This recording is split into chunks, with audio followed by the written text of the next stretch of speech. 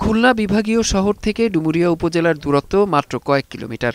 আশপাশের ৩টি জেলার সংযোগস্থল হওয়ায় যানবাহন ও জনসাধারণের যাতায়াত বেশি। এজন্য বটিয়াঘাটা ও ডুমুরিয়ার উপর দিয়ে বহমান ভদ্রা নদীর ওপর ৮টি সেতু নির্মাণের উদ্যোগ নেয় তৎকালীন সরকার। কয়েক বছর কেটে গেলেও এসব সেতুর নির্মাণ কাজ শেষ হয়নি। কোনো সেতুর সংযোগ সড়ক নেই, কোনোটির শুধু পিলার হয়েছে। এতে সুবিধার চেয়ে ভোগান্তিই বেশি হচ্ছে স্থানীয়দের। ভোগান্তিতে আছে। আজ ৮ বছরের ভিতরে আমরা কোনো এর নিরাসন পাইনি।